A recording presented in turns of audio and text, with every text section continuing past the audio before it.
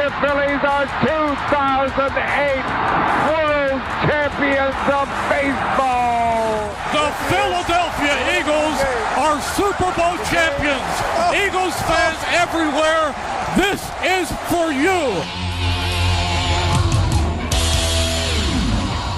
Now entering the game for Philly Press Box Radio, Bill Furman and Jim Chet Chesko.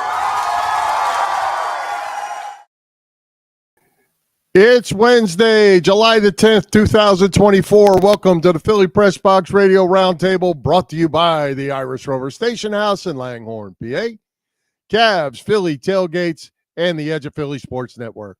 I'm Bill Furman. I'll be your host tonight, along with my partner, Jim Chet Chesko. Chet, after a lost series in Atlanta, the Phillies are getting healthy. Well, maybe not after today's late afternoon news about Bryce Harper.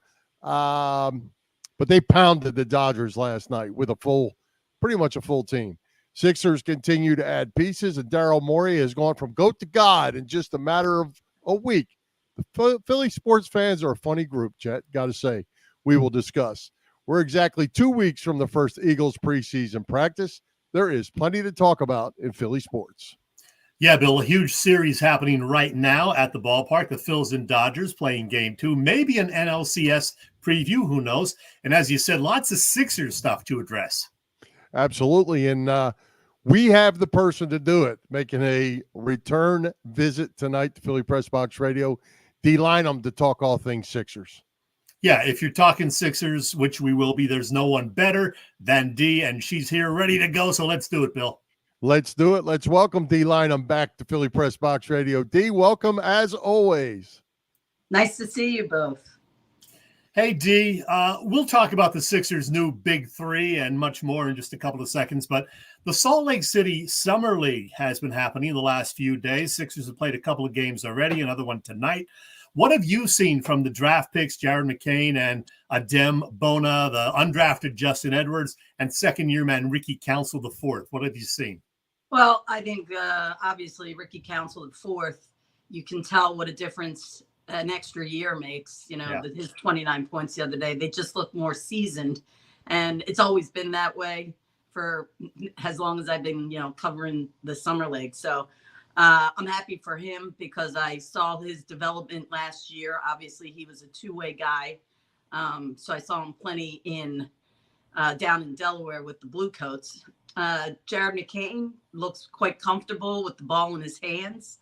I think he has the possibility of, playing some point for them. He did not shoot the ball well the other day, but that can be expected, especially because I don't think they play a lot of basketball between the end of their season and the draft, and for a lot of good reasons. So, and then the kid from UCLA, I think I'll get to see him quite a bit in the G League, which is where he should develop.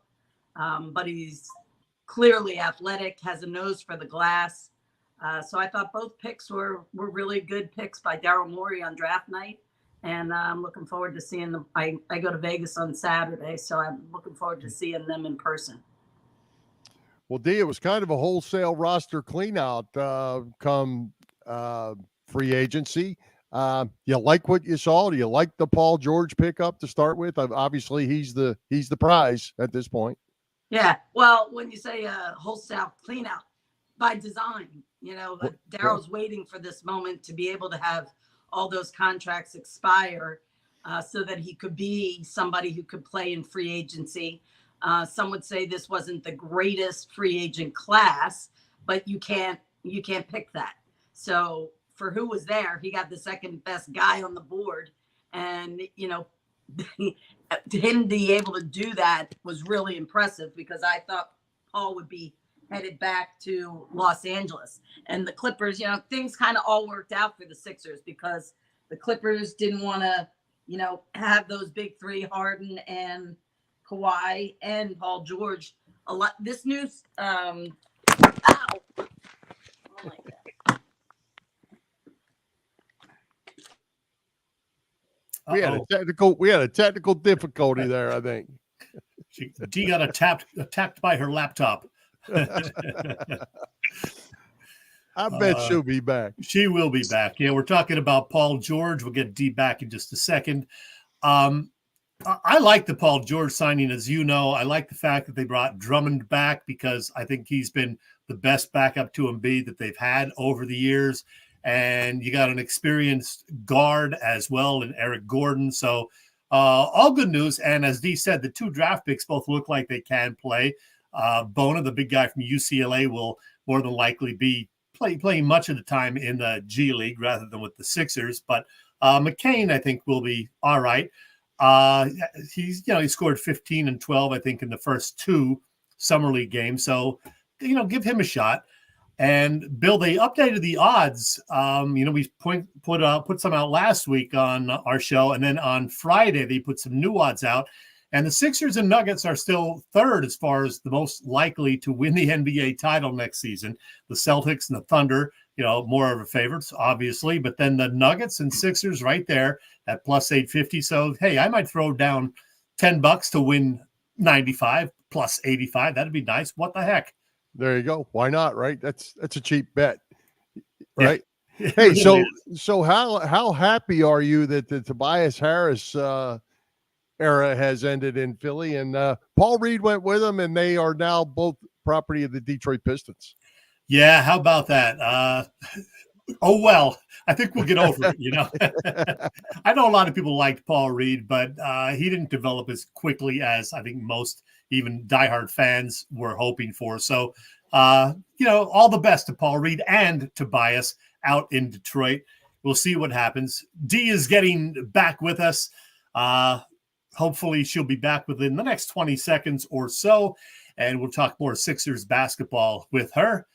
So she's getting things set up right now, and let's bring her back. Dee, are you there? Okay. Anybody hurt? Hey. Yes. Oh my God. I just have to tell you. So my phone said 10%. So I tried to plug in the extension cord, and I pulled the whole thing down. I apologize. You didn't pull yourself down, though. You didn't get hurt. Okay. So we were talking about Paul George, and I want to ask you about the other new addition, Kelly Oubre back also. But Caleb Martin signed just this past weekend. What does he bring to the team? Pretty good player, I would think, with the Heat. What's he going to bring to the Sixers? He is a good player. He's a winner. I can tell you that. He will defend. I don't know exactly what they will do, but I anticipate that you have a good chance that your wing players in your starting lineup will include him, Paul George, Maxey, and Kelly Oubre.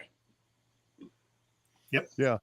Hey, D, while you were off, Chet threw up the latest odds that came out after the and there we are with the Sixers in the number 3 spot in the odds, or tie for third there. Is that a little bit of an overshot, do you think, or you like them that much? I think because they made the most movement. Obviously the Knicks made the splash before free agency in getting Bridges. But I think just acquiring the Paul George, you're upgrading from a Tobias, who I think was a very consistent player. Obviously, his final game in a Sixers uniform was terrible. But you're upgrading with a guy who's a 9-time All-Star. So that and Embiid's been in the MVP conversation for the last 3-4 years for sure. Injury, kind of has gotten in the way in a couple of those years. And then, the steps that Maxey took last year to become an All-Star. So I understand why the odds went where they are. The bottom line is, if you don't have a healthy Embiid, none of those odds matter. And that's really what this always comes down to. Hey, Dee, you mentioned Jared McCain. Is he going to get much playing time as a rookie, do you think, or is it too soon to tell? I think it's hard because the game is just so much faster, so much more physical. And if he is going to play like some point guard position, I think that's really hard for a rookie on a good team to do that. But I know he'll try to crack that rotation for sure. I anticipate that they will sign some kind of backup point. It might even be the kid Jeff Doughton Jr. And I think you can see his experience as well. Yeah. Having years under his belt, just like Ricky Council IV. Yeah, I watched some of the first 2 summer league games, and Doughton had a pretty good second game, so that was good to see. Andre Drummond back with the Sixers. As I said, I think he's one of the best backups to Embiid that the Sixers have had over the years. Embiid likes him, so I'm glad they brought him back. And is he a worthwhile backup for those times that Embiid will not be out on the court? Yeah, he's the best they've had in the Embiid era for sure. Yeah. The one consistent thing with Andre is his rebounding per 36 is off the charts, always has been. I don't think you'll find a year that number wasn't really, really high. And the reason I use the per 36 with him is because he's been in situations where he's been a backup. Early on, he was a starting center, but the one thing is it does not dip. When he's out there, he boards. So I think that's a good thing for this team. And he can, the guy's only 30. So it's not like he's an old man or anything. When Dwight Howard was here, he was obviously up there in years. So I think Drummond, it's a nice security blanket to have. And it's a real nice guy to have, like on the nights where maybe you only have to play Embiid 30 and Andre's in there, helping you win the game. Hey, do you see them keeping the Kyle Lowrys and the Robert Covingtons and those guys for some bench depth? How do you see that playing out? Because I think after the first 7 or so over the last couple of years, it's been pretty thin. So I don't think Robert Covington will be back. I think his injuries last year, you're just not going to do that a second time. I think there's a chance Kyle Lowry could be back. And I would love that. I love his voice in the locker room. And then some nights he wouldn't play. So that's why I say you're going to have somebody else who can be a backup point there. I think if I'm not mistaken with the guys that we're talking about, Eric Gordon's there as well. I think you're at 10 players. So there's only a couple to be had. Plus you'll have your two-way guys. So we'll see. One thing about Daryl Morey, he never believes that the team that starts training camp should be the team that finishes your season, because he thinks you should always be looking at what you put together and give it time and then decide what do I need to still go out and get. And so I believe that even if you don't think they have enough at the start of training camp, he will make sure it's enough as you go along. Well, Dee, we talked about just about everybody, except we haven't really talked too much about Joel Embiid yet. First of all, what do you think about him playing in the Olympics? And what should we expect beyond that, coming into October and the next season? Well, I'm really happy for him playing in the Olympics. That's a dream for a lot of people. Not many get to fulfill that dream, no matter what your sport is. So I'm happy for him. And I don't know, I saw a report that he didn't look good in practices or whatever. I mean, they just arrived in Vegas on the weekend. So I would say give it some time. They'll play those games in Dubai, or I don't know what I'm talking about. They have warm-up games there before the end of the month. They'll be in Paris. So I'm looking forward to it. I want to see what they're counting on him for sure. And I think they have a good team. The Tyrese Maxey, what an improvement over 1 year to the next. Great improvement. Great player.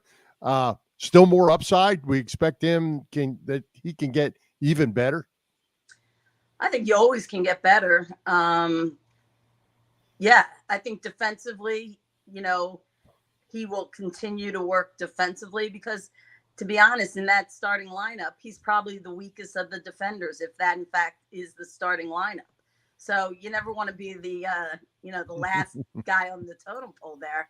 And you'd like to be able to carry your weight and keep guys in front of you. I think Kelly's defense so improved last year, and he has a lot of length from a, wingspan perspective. So I think Maxey will get better with that. I think when you're, get better talent around you, then they're better shot selections because you can't, the opponent can't cheat, right? Like, what are you going to do? If you double Embiid, now you got Paul and Maxey and Kelly out there, it makes it challenging for opponents. And with that, I think Maxey will find his ability to get to the paint maybe easier on some nights. And I've thought his 3-point shooting, he's proven to be a 40% 3-point shooter, and good for him. Yeah, you mentioned Kelly Oubre. I'm glad they brought him back as well. I think he improved as the season went on. He's kind of fearless out there. His defense is pretty good. Can we expect more from Kelly Oubre this year as he gets regular playing time? Well, he got regular playing time last year. Yeah. I think, look, he bet on himself last year and ended up with a very minimal contract. He got a slight raise. I think in talking to some people, teams out there were like, all right, so he had that one great year and he was a real good teammate. But, would he continue to do that? So I think Kelly really, really liked it here. The city seemed to embrace him. And so it actually worked out for both sides because I don't think they overpaid him. And so you're able to stay, hopefully in that first apron.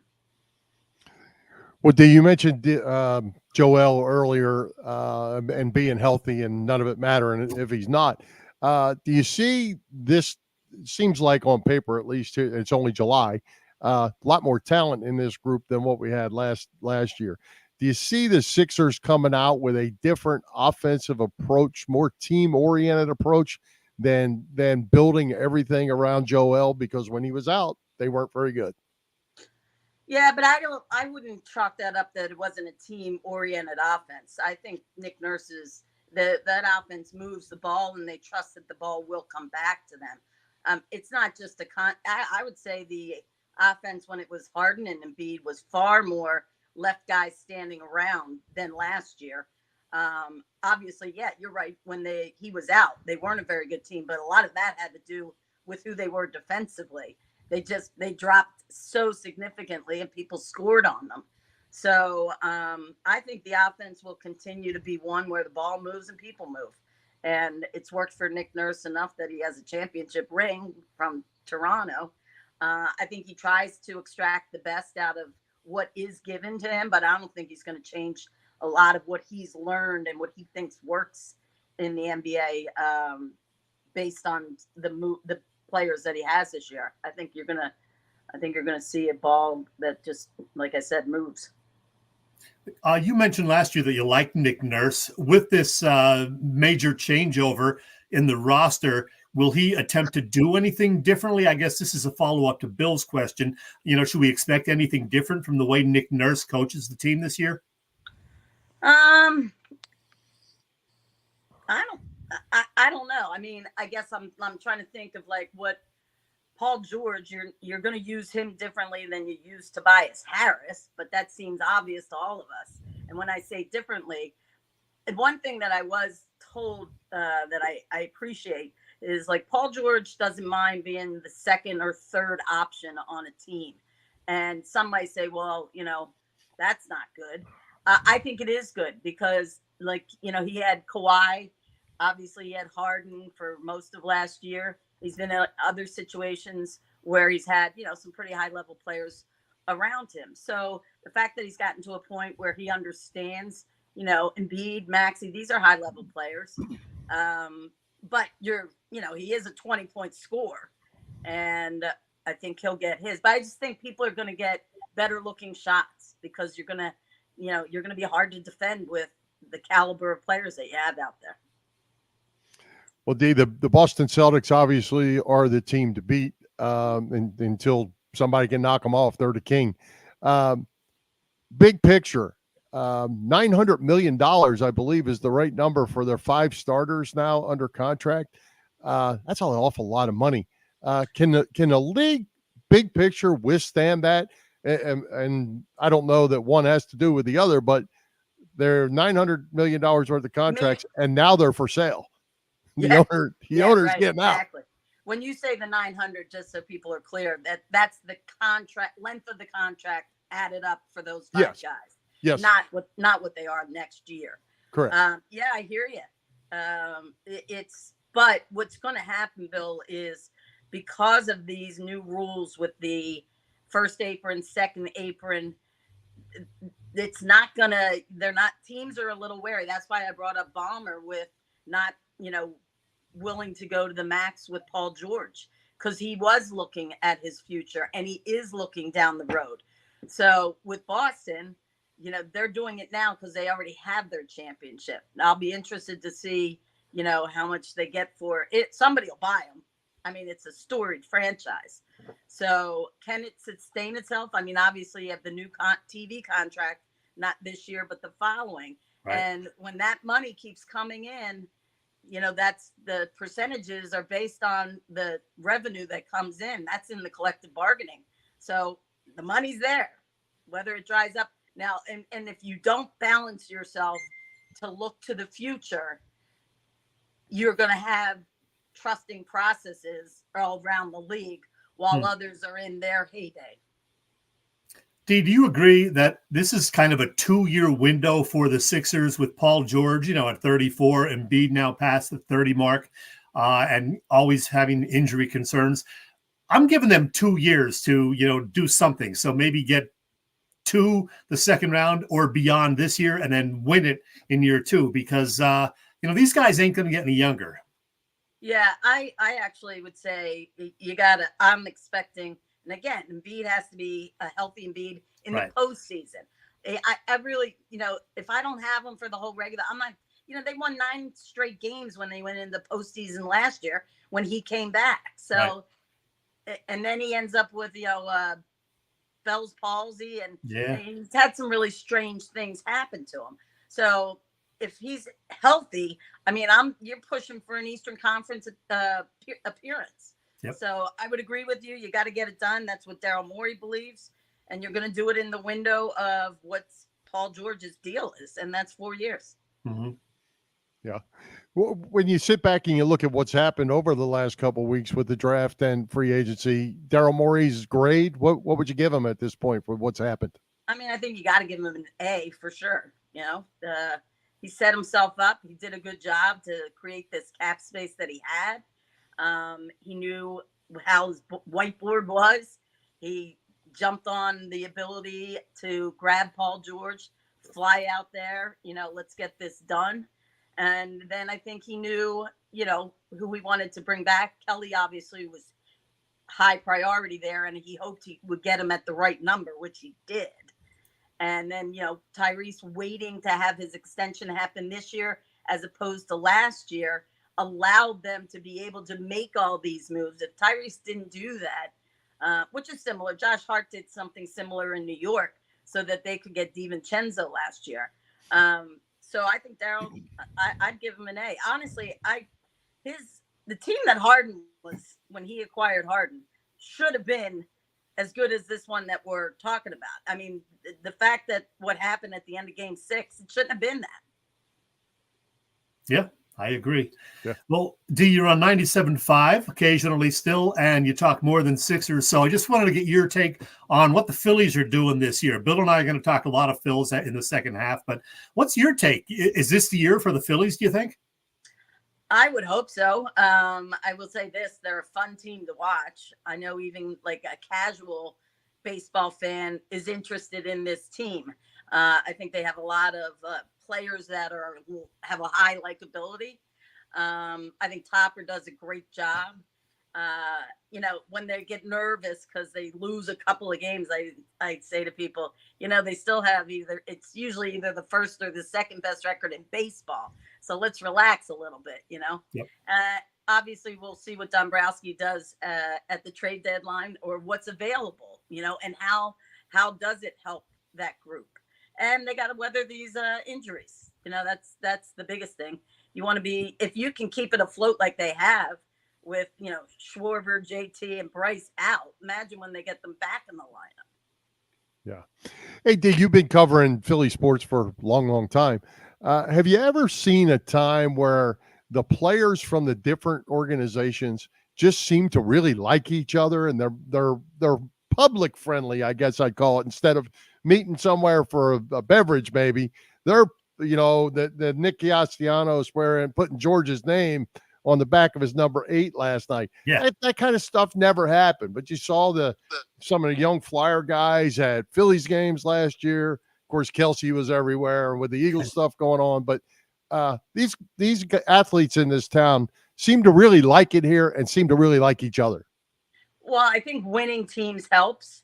And I would say, the Flyers obviously are a little bit away.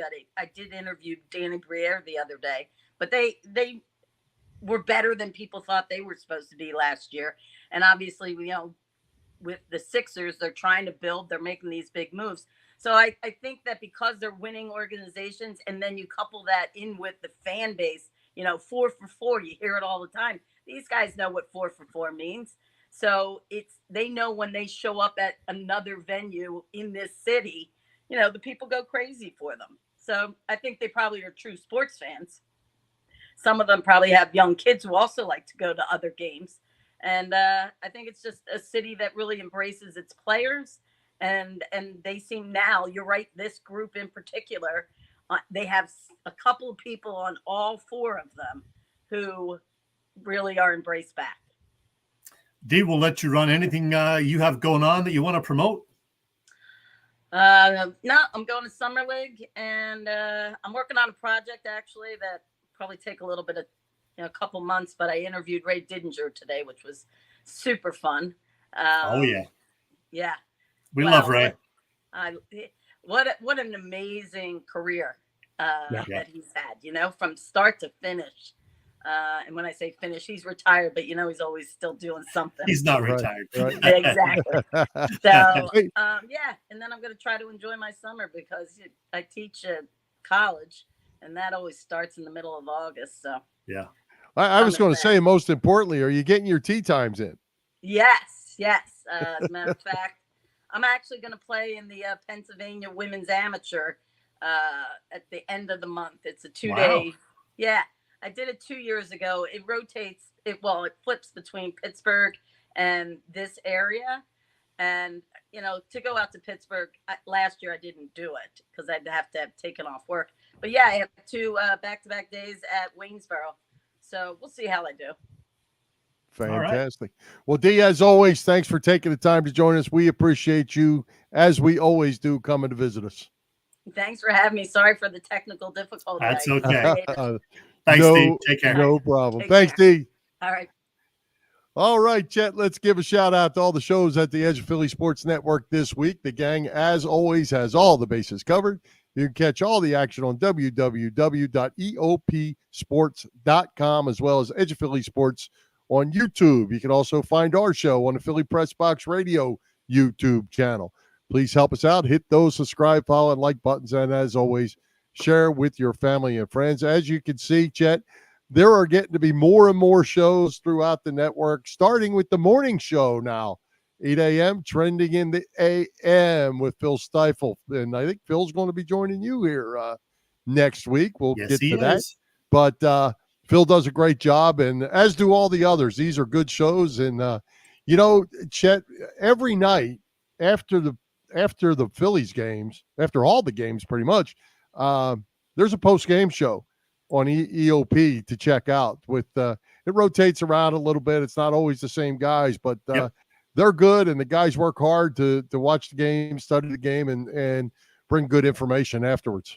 Yeah, and speaking of the baseball coverage, this Sunday, the EOP guys are going to cover the MLB 2024 draft. That is a first for EOP, so that'll be Sunday night, 7 p.m. I didn't even know that was happening this weekend, but yep, there it is. Our guys will be covering the MLB draft Sunday night, so check your local listings. I mean, find us on YouTube or Facebook, and you will find it.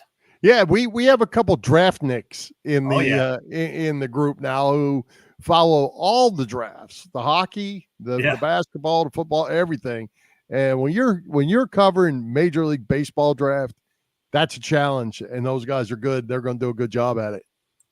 Yeah, so there you go. MLB draft Sunday evening on Edge of Philly Sports. That's right. Hey, Chet, while we're at it, what's going on over at the Irish Rover Station House during this sweltering month of July? The Irish Rover Station House, Bill, I'm glad that you asked. Well, you know what? On Wednesday evenings, which happens to be tonight, for example, the Rover in Langhorne has not only Quizzo, but they have prime rib and martini specials. Yeah, every Wednesday night. They recently started having seafood platter dinners every Tuesday. Of course, the Irish Rover always has a terrific waitstaff, happy hour specials, and 24 beers on tap. And coming up at the end of the month, another one of those fun paint and sip events. Be sure to get your tickets in advance because that always sells out. And hey, if you're looking for work, the Irish Rover is right now looking for kitchen help. In other words, cooks and dishwashers. The Irish Rover Station House is on Bellevue Avenue in Langhorne. What a great place. I love it there. Check the website, IrishRoverStationHouse.com. And with that in mind, well, let's go to Willie. Hey, everybody. Come on, Willie. Hey, everybody. It's Willie Nile here, and you're listening to Chet and Bill on Philly Press Box Radio. You lucky people. Hey, Chet, before we talk about Phillies, I got to tell you, while we were talking with D, I kind of disappeared, from the screen. I did. And, it's bad. For those that don't know, all this is internet driven as we do this on our laptops and things like that. And all of a sudden, while we were talking, my screen went white and said something went wrong. Oh, retry. Well, retry didn't retry. So we had to reboot back into our system. So yeah, I just disappeared because something went wrong. Well, we lost D for a while. We lost you for a while. So I guess I'll be disappearing at some point during the show. There you go. All right. Hey, Chet, Phillies. They're almost healthy, minus JT Realmuto. The news about Bryce Harper today. Hopefully this is just a one-game thing. We got hit on the wrist last night with that line drive. I think that's the problem. And they're precautionary. Rojas got scraped up on his forearm sliding. That shouldn't be a big deal. But the Phils came out swinging last night against the Dodgers. They scored 10 runs and got 0 for 12 from Bohm, Harper, and Castellanos. Yeah, how about what Trey Turner's been doing lately, man? He is just on fire. So he came back, and he didn't need that rehab, and he's going to the All-Star game, and he's been just lights out. So, boy, Trey Turner is all of a sudden getting into the maybe, I don't know, MVP discussion. He has been terrific. As soon as he gets enough bats to qualify, he'll be leading the league in batting average. So by about 35 points. Yeah, what's he like 347 or something right now? So Trey Turner has been terrific. Yeah, we do hope Bryce is nothing serious. They say it's the wrist, but maybe it's the hamstring too, and they just don't want to say that. I don't know. JT, we think will be back next week. Speaking of the catching situation, Rafael Marchand has really filled in nicely. And I'm wondering, Bill, when JT gets back, is there any chance they somehow keep Marchand? I don't think they're going to send Stubbs anywhere because he's such an important guy to the clubhouse. But Marchand, with his 3 hits last night, is up to, I think, 313. He's got that gun of an arm, so people don't want to run on him too much. What have you seen from Marchand? Oh, I like him. Yeah. I like everything he's done, but I think he is going to be a Cody Clemens casualty. Odd man out. I don't see them keeping him. I think they're going to keep Stubbs up. Stubbs obviously he's not hitting 300, but he's done an admirable job back there. Moving runners, doing the little things, playing solid defense. I think he's done a nice job. I don't think he will lose that job, and I think Marchand still has minor league options where I don't believe Stubbs does. Correct. So yeah, Marchand will be gone, I think, when JT gets back. But it's good to know that you have him down there. And, maybe next year we'll see him as the backup. And JT is not going to be around forever. So, keep that in mind. Right. Well, All-Star game next week, Bill. 7 Phillies going to it. That's pretty nice. You hope Zach Wheeler will be there. He got early dismissal last night after 5 innings, a little back tightness, but that shouldn't be anything serious. And if all is well, he will pitch Sunday and wouldn't pitch in the All-Star game then. But still, 7 guys going to the game next Monday or Tuesday. That's pretty nice. Yeah, I think those are the 7 we talked about that we thought should go. And great for Jeff Hoffman and Strom. Yep. Both getting selected. They certainly deserved it. And, Kerkering and Sanchez could have also gone. I mean, yeah, those guys have had great seasons too. I mean, obviously you can't take everybody, but I think it was a real good choice for all 7 of them to go. Wheeler is not going to pitch in that game. It looks like almost certainly. Yep. That's okay too. What do you think about the fact that Paul Skeens from the Pirates is the first guy to do a lot of things, be the number 1 pick. He's made it to the big leagues. He's made it to the All-Star game. It probably should start that All-Star game if Wheeler is not going to be going. Yeah, he's been impressive and good for the Pirates. And, they're a small market team, and you just hope they can keep him around and maybe build around him because it's a good city and they do support the team, not as well as Philadelphia, maybe simply because they're not that good. But, he is somebody to build around and he gets people watching him. So I'm happy for him and I'm happy for the Pirates organization. As we've discussed before, great city, great ballpark, and I wish them nothing but the best. Yeah, well, and most importantly, I hope he stays healthy. Yeah. He's tremendous at this point. But crazy things happen and you sure don't want injuries to be part of that. So most importantly, we hope he stays healthy, continues to get better. He's a heck of a player, a heck of a pitcher, fun to watch. Going to put the NL East standings up there. The Phils still up by 7.5 games entering play tonight. Are you all worried about the Braves? They've been playing better lately. They beat the Phils 2 out of 3 over the weekend. They won again, I think, both Monday and Tuesday. So they are playing well. You worried about the Braves? Well, I'm not worried about them, but they're not going to go away. Right. You better not take your foot off the gas if you're the Phillies. They need to keep playing well. I said before the season right here on this show, I said when the Braves got Chris Sale, I said if they get 10 wins out of Chris Sale in the number 5 spot, they're going to be really tough. Well, they got 10 wins from Chris Sale at the All-Star break.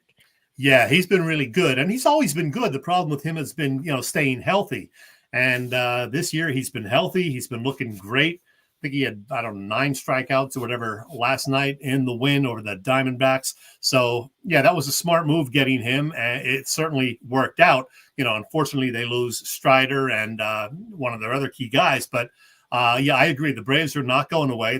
I would think they're certainly one of the wild card teams if they don't win the division. So, they're probably thinking, hey, we'll do what the Phillies did last year, get in as a wild card and go from there. Yeah, and I like the fact that the Braves are going to stick around because I think they need to play meaningful games. The Phillies need to play meaningful games down the stretch. And I think I said this a little bit earlier today. It's easy to rest guys and take precautionary measures when you're in a little bit of a cushion where the Phillies are right now at 7.5 games up.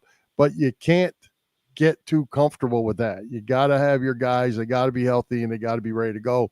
And do not take your foot off the gas.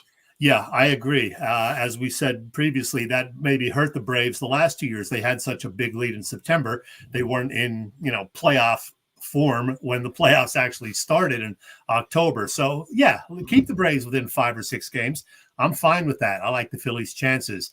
Are you worried about Ranger Suarez at all? Because, he has not looked good the last 3 starts, I believe.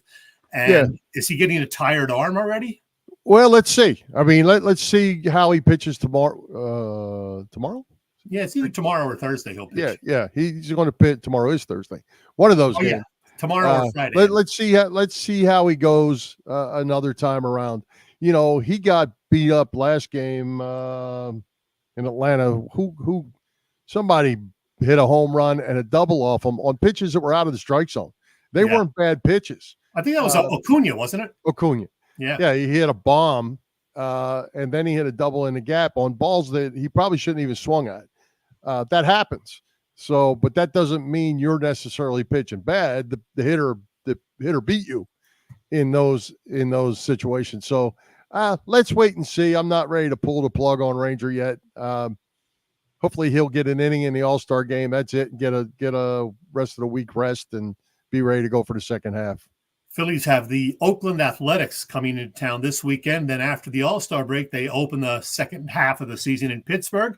And our friend Jane will be there. How about that next weekend? So there you go. great place to be. Love that ballpark. And boy, I wish I could get out there next week, but I can't. But I'm getting back there next year now that I have more free time, Bill. There you go. Hey, since you have so much free time and the All-Star break is coming along, put on your general manager's hat for just a second. Got some outfield situations going on. Are you making a deal? And if you had to dig into your current roster, because you're going to have to send a player to get something, and probably one of those two young pitchers that are in the farm, who you sending? And, well, probably too big a question to say who you getting, who you sending. Yeah, word on the street is they are looking for particularly outfield help ahead of perhaps bullpen help. So the betting is that they will get someone as a reserve outfielder. Who's the guy they talk about? Luis Robert most of the time. Robert, so he's one of them. And you would think you would have to give up one of the pitching prospects, a McCain. Chisholm sounds like the other one, Jazz Chisholm. Jazz Chisholm was a great name, at least, Jazz Chisholm. Right. Andrew Painter, who's hurt, is another option as far as trade bait. I don't know what he's out the whole season. Yeah, he is. But other teams might want to take a chance on him, so who knows? But I think the Phillies will make some sort of a move for depth ahead of the July 31st trade deadline. My bet is it's going to be either Jazz Chisholm or Luis Robert or somebody who can play the outfield. So what if I came to you with a deal, and in that deal, I needed to have Brandon Marsh? Boy, I don't know. I don't know that I would do that. I like Marsh, even though he hasn't done a whole lot of hitting against lefties. And when he's in there, he's hitting, I think, 153 against lefties. So I would not want to do it, but, if it has to be done, I would certainly consider it. But he's another guy who's a key guy in the clubhouse. Everybody seems to, love him and Stubbs and Stott, the daycare thing. So I would have to think about it long and hard. Yeah, absolutely. But I think it might take that kind of player. You're not going to get anything out of probably in a Rojas trade or a Pache trade. Yeah, you're going to have to put a player in there, but you might can move Sosa, somebody like that. But like I say, to get something, you got to give something, and you got to be ready to go. You mentioned to D about the window with the Sixers. What's the window with the Phillies? Ooh, that is a great question. Because let's face it, Zach Wheeler and Aaron Nola, although they've been terrific the last couple of seasons, they're both over 30 now, correct? Yeah. You don't know how much longer they're going and to logging lots of innings. Logging innings. A lot of innings. Yeah, Nola doesn't get hurt, which is great, but it also means he's putting a lot of innings on that arm every year. JT is certainly on the downside, although he's been good. Bryce Harper, although he's got another 120 years on his contract, he's over 30 now. So, boy, that's a great question. I'm going to say they have a 2-year window with this bunch as well. Hopefully you keep building it up as you go, but they probably have, this year and maybe 2 after this as well for their best shot at winning a series. Yeah, which brings me back to the Brandon Marsh. And don't get me wrong, I don't want them to trade Brandon Marsh. But if you had to trade Marsh and one of those young pitchers to get the piece that's going to win you a World Series this year, you got to go. You got to go all in. The window, can't wait and say I'm going to depend on that young pitcher 4 years from now. 4 years is going to be too late. Listen, I think they got to go for it. Furman, I got to call you on the carpet again because, we texted back and forth. You're going to talk dumb about Rojas. Johan Rojas. Yeah. I couldn't find it. I listened to our Phillies season preview show, but I couldn't find it. I could have sworn that you agreed with me that we said back then that if Rojas hit 230 and played good defense, we'd be happy with that because, he wasn't expected to be a 300 hitter, although he did in limited time last year.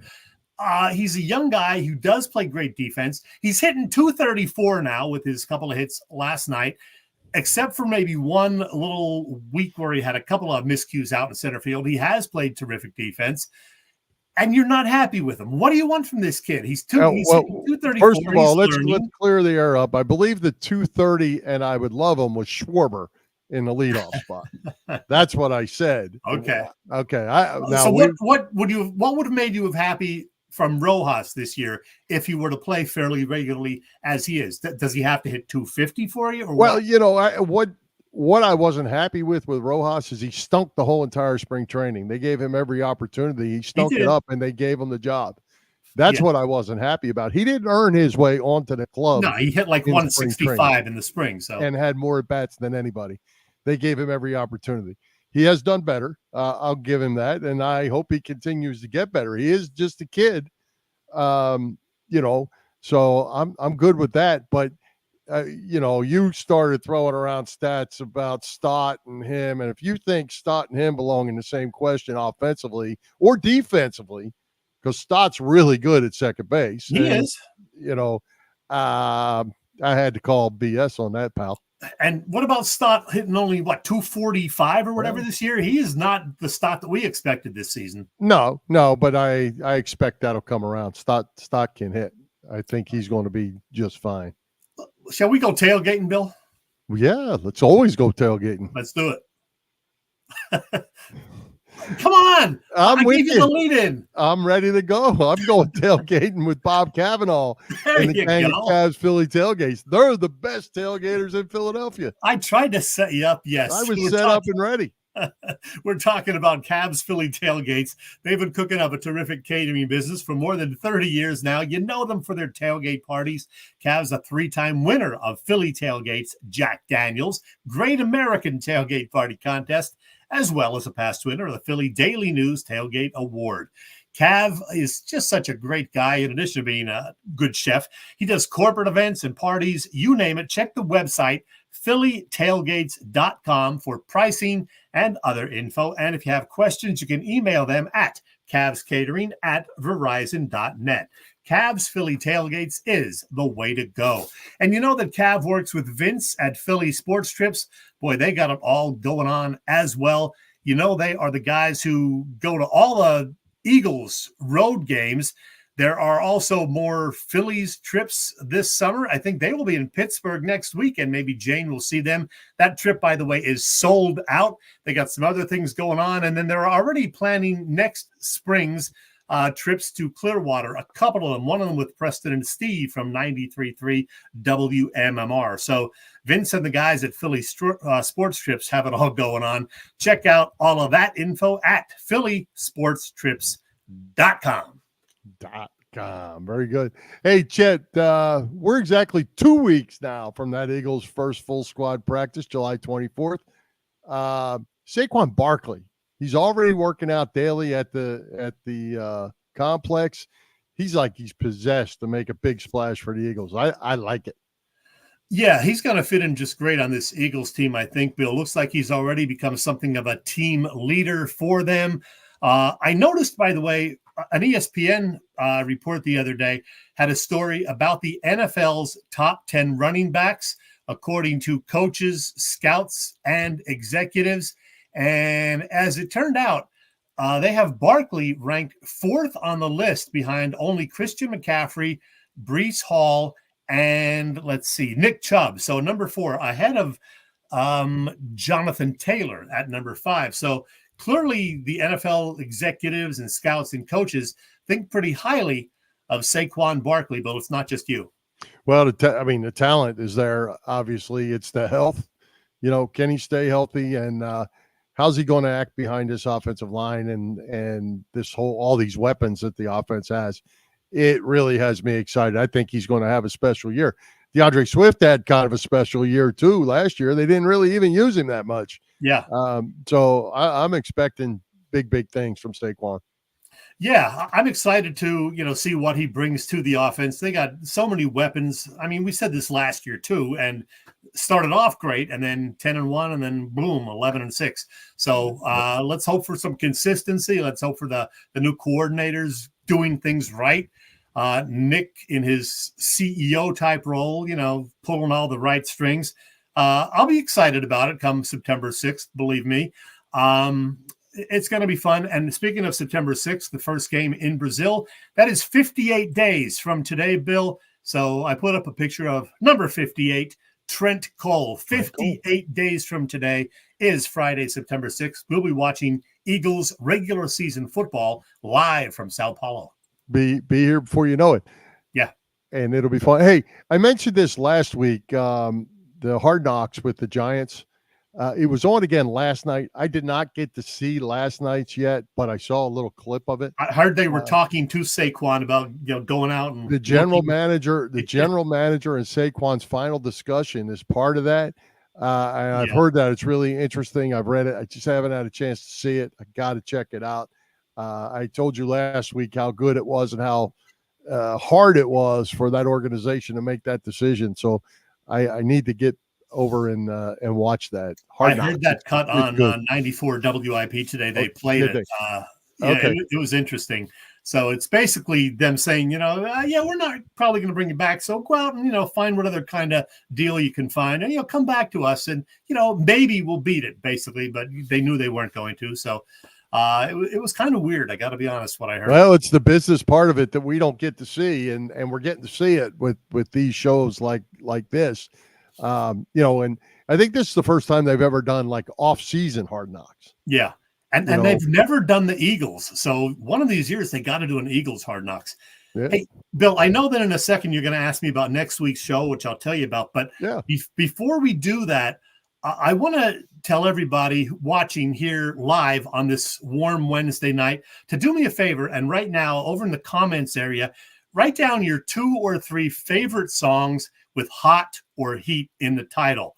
And we'll have some fun with that in just a couple of minutes. So again, it's songs with hot or heat in the title. Give me your 2 favorite ones that immediately come to mind. And, hot fun in the summertime. There you go. That's one of them. Give me one more from you, Bill. Come on. There's like 30 of them that I could think hot of. Legs. There you go. That's 2 right there. That's enough out of you. So you want to hear about next week's show, Bill? Yeah, go ahead. Tell us who's coming to Philly Press Box Radio. I don't know if you even care because you're not going to be here, Bill. Well, of course I care. You are going to be on the road yet again, traveling somewhere, somehow.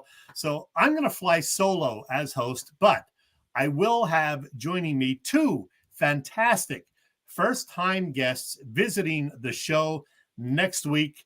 And yeah, we did mention one of them just a few minutes ago. It is the host of that popular weekday morning show on the Edge of Philly Sports Network, trending in the AM, Phil Stifle. I'm liking this guy. I've heard his show a few times, made a couple of cameo appearances on there with him. He is so good at doing that show every morning. Not sure how the hell he does that, but that'll be fun. And then I'll be joined by, a guy from South Jersey who I actually met about a year or so ago through our pal Boop. He is a stand-up comedian. He's done some acting. He is a podcast host. He does it all. I'm going to cover all sorts of ground with him. His name is Steve Cooper. And I got to tell you, Coop is a real interesting guy. So I can't wait to have him on this show. You're going to miss a good one, Furman. Phil Stifle and Steve Cooper next week. Well, I just figure I am interested. One, I don't want you to blow the show up after 503 shows with me not being here. So I do care, and I get that it takes 2 to replace me. I appreciate that as well. Well, Bill, you know what? I found my bell, and I forgot to bring it up out of the basement into my new upstairs home studio. But if I had a bell right here, it would go ding, ding, ding, ding, ding, because I got a random Chet. Does that mean random Chet? It does, Bill. As you're probably aware, we've had a bit of a heat wave up here over the last couple of weeks, Bill. Yeah. It's been hot. They have some wings over at the Irish Rover called Hot as Balls, honestly, which is kind of funny. Or is it hotter than balls? It's one of those. But anyway, we've had a bit of a heat wave since late June, actually. A lot of 90-plus degree days, a feels like temp around 100 many of those days. I know you get those in Florida occasionally, but every day, we're not used to that quite as well up here. So it's been a little toasty. And while I had some free time this afternoon, I started thinking about my favorite songs with hot or heat in the title. That's why I asked people to start sending some of those our way. And I tried to come up with my personal top 20. Not easy. I sweated a bit working on it, but here's what I did come up with. Okay, not making my top 20 were songs like The Stones' Hot Stuff, Keith Urban's Long Hot Summer, The Power Stations' Some Like It Hot. Just never really liked that one. The Ray Charles song In the Heat of the Night, Bryan Adams' tune Heat of the Night didn't make the cut either. And Sorry Snoop, but Drop It Like It's Hot didn't make my list either.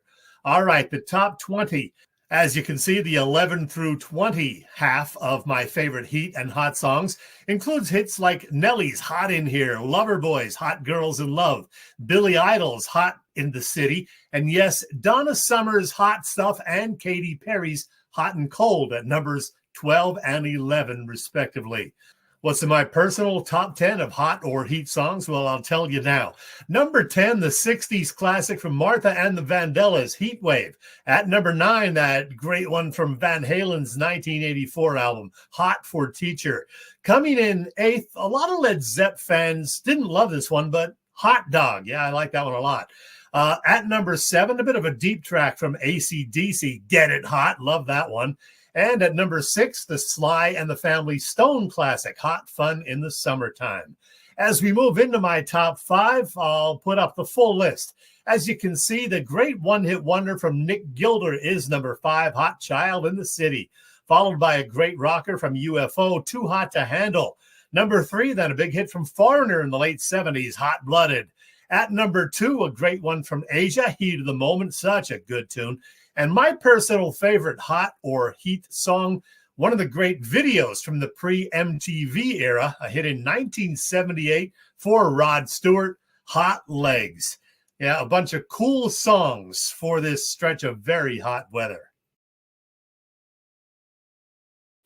There you go. Well, Hot there Legs, you go. number 1. How about that? I got number 1 and number 6 on a quick right off the top of the head. How about that? And as I said in that piece, I do remember in 1978, before MTV was around, I would watch these like late night Friday and Saturday shows, and that Hot Legs video from Rod Stewart would come on, and I just loved it. I loved the video. I loved the song itself, and still 46 years later, still sounds great. Yeah, you love being 21 years old is really what you love. Who didn't love being, 20, 21? My goodness.